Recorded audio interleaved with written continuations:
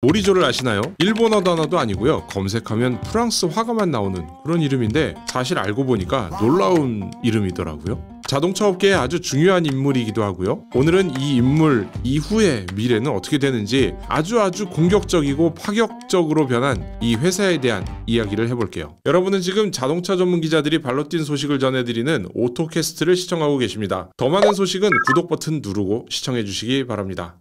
토요타 하면 떠오르는 인물 누굴까요? 하치로쿠를 타는 타쿠미? 이거는 애니메이션에 나오는 인물이고요. 우리 세대에서는 토요타 아키오 회장이 떠오를 겁니다. 이름에서 보듯이 토요타 가문 사람이고요. 지금은 토요타의 10대 회장이에요. 이 토요타 아키오라는 인물 올해 4월 사장에서 물러나 회장으로 자리를 옮깁니다. 그리고 이 자리에는 엔지니어 출신의 50대 사토 코지 사장이 취임합니다. 그리고 나서 4월 7일 토요타의 미래에 대한 청사진을 발표합니다. 담백하게 발표한 내용이 유튜브에 올라왔는데 이게 사실 대단히 파격적인 내용이에요. 사토 사장의 발표는 토요타 아키오 전 사장에 대한 이야기로 시작합니다. 계승과 진화에 대한 이야기라고 요약했죠. 그리고 항상 상품, 그러니까 자동차죠. 자동차를 중심에 둔 경영을 최우선 과제라고 발표합니다. 전임 사장의 뜻을 이어간다는 의미이기도 하고요. 그러면서 마스터 드라이버이자 모리조인 토요타 회장이라고 말을 시작을 합니다. 여기서 모리조가 나오는데 모리조가 뭐지? 싶을 거예요. 이 모리조는 토요타 아키오 회장의 닉네임, 비밀 이름 같은 그런 거예요.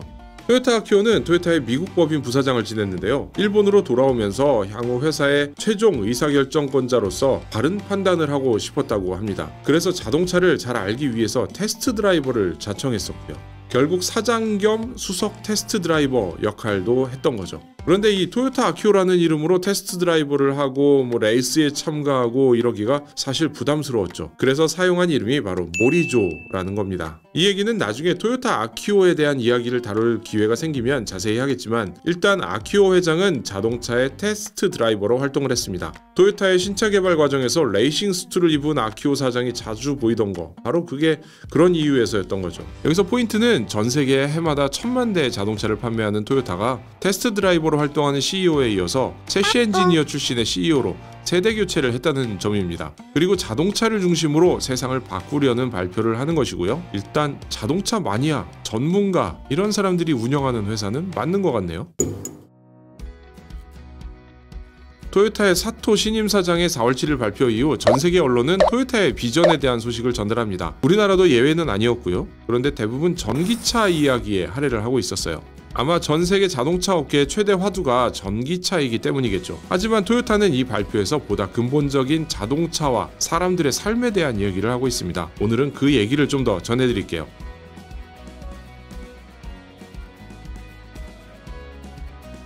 전 세계 자동차 회사의 목표가 뭘까요? 바로 탄소 감축입니다. 전기차 생산은 탄소를 줄이기 위한 방안 중에 하나죠. 그런데 지금은 목적보다 도구, 그러니까 전기차에 더 관심이 많은 상황이죠. 사실 우리는 자동차를 좋아하니까요. 그런데 이번 발표에서 토요타는 목적에 충실한 방안을 제시합니다. 여기에 자동차를 좋아하는 사람들의 마음도 이해해서 운전의 즐거움이라거나 교통약자의 이동과 같은 사회적 문제에 대해서 얘기하고 있습니다. 마이너스에서 제로로는 탄소 얘기죠. 탄소를 배출했으니까 탄소 배출 제로 시대를 만들겠다는 것이고요. 제로를 넘은 가치 창출은 탄소 제로가 달성되면 그 다음에 사람들의 생활은 어떻게 바뀔 것인가를 고민한 이야기입니다. 일단 시작부터 좀 복잡하죠. 당연히 그런 게 탄소 감축이 어디 한 곳에서 쉽게 할 수 있는 문제가 아니기 때문이죠. 그래서 토요타는 멀티 패스웨이라는 방안을 제시합니다. 전 세계 거의 모든 나라의 차를 판매하는 자동차 회사 토요타는 이런 방법을 제시하는 거죠. 신흥국, 그러니까 전기차 인프라가 잘 갖춰지지 않았거나 경제 상황으로 전기차 보급이 적당하지 않은 곳에는 하이브리드와 플러그인 하이브리드를 보급한다고 합니다. 물론 전기차는 향후 몇 년간 라인업을 확충해서 선진국 등에 보급을 하는데 지금 유행은 이쪽이라서 언론에서도 관심사는 선진국의 전기차에 집중하고 있는 거죠. 그리고 태국과 일본에서는 수소 사회를 준비하고 있습니다. 거기에 현재까지 보급한 자동차에는 탄소 중립 연료를 넣어서 탄소 배출을 줄이겠다고 합니다. 그래서 2019년을 기준으로 2030년에는 탄소 배출을 33% 줄일 것이고요. 2035년에는 50%까지 줄인다는 목표를 발표했습니다. 그러니까 토요타는 전기차라는 도구보다 근본적인 탄소 배출을 줄이는 방안에서 하이브리드, 플러그인 하이브리드, 전기차, 그리고 수소, 탄소 중립 연료까지 고려해서 전 세계 각 지역의 상황에 맞춰서 탄소 감축을 추진한다, 이런 청사진을 갖고 있는 겁니다. 많은 사람들이 질문을 하는데요. 토요타는 전기차 개발에 늦었다, 얼른 뛰어들어야 한다, 이런 얘기를 하고 있죠. 다시 토요타는 그럼 전기차 개발을 어떻게 하는지 확인해 볼까요? 사토 사장에 이어서 나온 상품 담당 나카지마 부사장은 고객과 지역에 맞춘 전동화를 추진한다고 발표를 했습니다. 2026년까지 10개의 전기차 모델을 새로 투입하고요. 연간 150만 대로 판매 규모를 늘리겠다고 했습니다. 2026년에는 차세대 배터리를 장착한 전기차도 추가하는데 주행거리가 2배가 늘어난다고 합니다. 생산하는 과정에서도 작업 공정 횟수를 절반으로 줄이고요. 무인 배송, 자율주행 검사를 도입해서 공장 풍경을 바꿔서 2035년에는 전 세계 토요타 공장이 탄소 중립을 달성한다, 이렇게 발표를 했죠. 2026년이면 지금부터 3년 뒤에 얘기를 하는 건데 그렇게 공격적이진 않아 보입니다. 전기차에 올인하겠다는 발표가 이어지고 있는 이 자동차 업계에서 토요타는 2026년에 전체 판매량 1000만 대의 한 15% 정도를 전기차로 채우겠다, 이런 발표를 한 거죠. 많은 경제 예측기관이 2025년쯤에는 전기차 보급률이 약 20%, 2030년에는 한 30%쯤이라고 보고 있고요. 전기차를 생산하는 회사들은 이보다 좀 더 많이 2030년에 한 50% 이상이 전기차가 될 것이다, 이렇게 내다보고 있어요. 그런데 토요타는 약 15% 정도를 2026년에 전기차로 생산한다, 이런 계획인 겁니다. 전 세계의 예측보다 다소 적고요. 자동차 회사들 예측보다 많이 적은 숫자죠. 왜 이렇게 전기차에 보수적일까요? 여기엔 토요타만이 추구하는 전략이 있습니다. 계속해서 전기차를 내놓겠다, 이렇게 발표는 하고 있지만 토요타의 전기차는 다른 브랜드에 비해 시장에 늦게 나오는 것이 사실입니다. 이미 전기차 시장에서 선두권을 달리고 있는 현대차 그룹과 비교해도 그렇고요. 폭스바겐과 같은 전통의 강자하고 비교해도 그렇습니다. 그런데 토요타가 지금까지 판매한 차를 보면 전기차의 트렌드에 늦은 이유 나름 이해가 되기는 합니다. 토요타는 1997년 1세대 프리우스를 출시한 이후 이미 누적 2250만 대의 전동화 차량을 판매했습니다. 우리나라에서 판매하는 토요타와 렉서스 역시 10대 중에 9대 이상이 전동화 모델입니다. 그래서 아마도 전통의 자동차 회사 가운데 가장 탄소 중립에 근접한 회사가 바로 토요타가 아닐까 싶은데요. 토요타의 이번 발표 자료를 보면 그동안 판매한 하이브리드 자동차를 전기차라고 환산을 해보면 이미 750만 대의 전기차를 판매한 것과 같은 탄소 감축을 실현했다고 합니다. 작년 기준으로 테슬라가 누적 판매 300만 대를 돌파했으니까 현재 스코어로 탄소 감축 효과를 보자면 토요타가 2배 가까이 더 높은 수치를 기록하고 있는 거죠. 토요타는 이미 오래전부터 탄소 감축을 위한 차를 판매했고 누적 판매량이 어마어마한 만큼 새로운 시대를 열어갈 전략을 짜겠다는 뜻으로 풀이됩니다. 그 내용을 이제 발표를 한 거고요. 사실 토요타도 이제 발등에 불이 떨어지기 시작했거든요. 테슬라가 누적 100만 대를 달성하는 데는 8년이 걸렸는데요. 최근에는 불과 2년 만에 100만 대를 추가했습니다. 전기차 판매량이 급속도로 늘어나면서 아주 빠르게 시장이 변하고 있는 거죠. 변화의 시기가 온 만큼 토요타의 이번 발표에는 아주 세심한 전략이 담겼습니다. 전 세계 곳곳에 맞춤 전략을 세웠다는 겁니다. 뭔가 테슬라처럼 단순하게 서너 종류의 전기차를 대량으로 만들어서 전 세계에 똑같이 판매하겠다, 이런 전략과는 완전히 다른 형태죠. 일단 이번 발표의 내용을 정리하면 토요타의 핵심 전략은 아직도 하이브리드와 플러그인 하이브리드에 있습니다. 전 세계에는 아직도 전기차 인프라가 부족하고요. 전기차에 보조금을 줄 여력이나 환경이 되지 않는 곳이 많이 있습니다. 전기차 확산에 대해 큰 목소리를 내는 곳이 주로 중국이나 미국, 유럽 정도인데 나머지 국가에서는 전기차는 아직 먼 얘기인 경우도 많이 있어요. 토요타는 이런 지역에는 하이브리드가 대안이라고 밝혔습니다. 내연기관 대비 탄소 배출을 크게 줄일 수 있는 데다가 1997년부터 쌓인 노하우와 생산 기술로 원가를 크게 낮췄다는 겁니다. 무려 초기 하이브리드의 6분의 1 가격이면 생산이 가능하기 때문에 다른 회사의 내연기관 자동차와도 가격 경쟁을 할 수 있다고 했어요. 그래서 신흥 시장에서는 하이브리드를 중심으로 전동화를 확대한다, 이런 전략을 짰고요. 여기에 하나 덧붙이자면 전기 모드로만 200km를 주행할 수 있는 플러그인 하이브리드를 추가한다고 합니다. 차세대 배터리를 만들면서 플러그인 하이브리드에 적용해서 대부분의 일상생활은 전기차처럼 하고요. 인프라가 충분하지 않은 곳에서도 플러그인 하이브리드의 장점을 살려서 운행하도록 만든다, 이런 전략인 거죠. 아주 현실적이고 상당히 많은 국가에서 필요로 하는 전략입니다.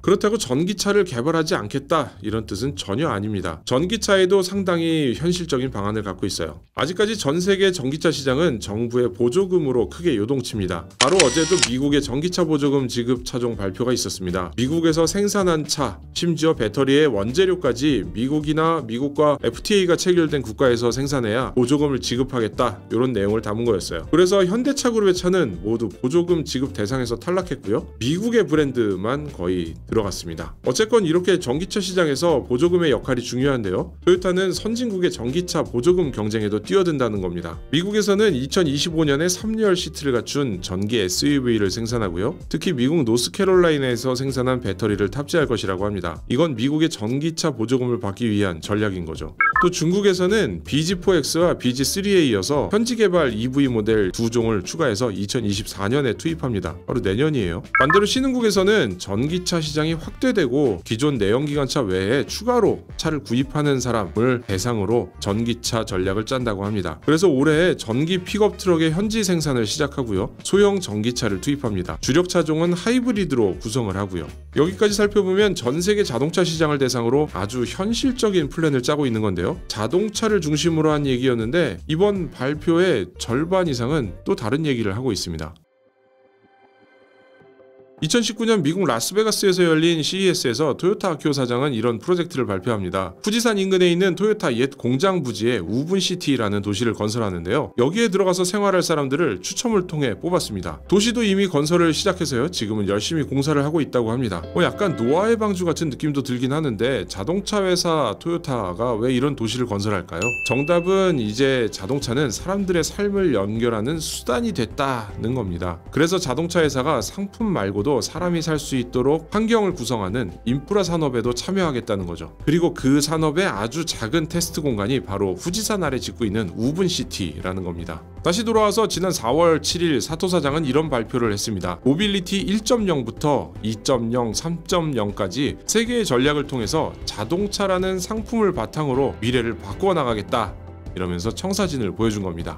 바로 여기에 다시 우분시티가 등장을 합니다. 도시인데요. 여기에는 수소사회를 포함한 탄소가 없는 미래도시라는 이 도시의 요소들이 들어갑니다. 일단 자율주행 자동차가 돌아다니고요. 하늘을 날아다니는 새로운 이동수단도 여기에 등장을 합니다. 도시의 하부 구조에는 수소연료를 바탕으로 난방과 발전을 하게 되고요. 몸이 불편한 사람들도 어디든 이동할 수 있게 도와주는 혹은 물건도 옮길 수 있는 이 팔레트라는 로봇도 등장을 합니다. 2019년 발표에서도 이런 것들이 나왔었는데 여기에 추가된 것이 있는데 바로 아린이라는 플랫폼입니다. 소프트웨어 플랫폼인데 정보를 모아서 지능화하겠다는 전략이에요. 자동차와 길거리의 신호등 그리고 지나다니는 사람들이 정보를 공유하는 시대가 되는 겁니다. 말을 들으면 복잡해 보이는데 택배 운송이나 교통신호 조작 같은 것들을 사람이나 자동차가 지나가는 거에 맞춰서 연계해서 작동을 하게 구성을 하는 겁니다. 좀 더 복잡한 사회의 인프라들이 서로 연동되는 것을 말합니다. 정리하면 이 우분시티라는 테스트 도시를 실제로 만들고 여기에 아린이라는 소프트웨어 플랫폼을 연결하는 겁니다. 그리고 이 실험을 통해서 얻은 결과를 바탕으로 전 세계의 자동차를 축으로 하는 인프라를 구축한다. 이런 전략인 거죠. 이 토요타의 우분시티는 실제 건설 중인 만큼 저도 올해 한번 찾아가 보는 것을 목표로 하고 있는데요. 이 얘기는 기회가 될 때 좀 더 이어가 보도록 하겠습니다. 실제 도시를 만들면서 실증에 나선 토요타의 움직임은 주목할 필요가 있어 보이고요. 이번 사토 신임 사장의 발표는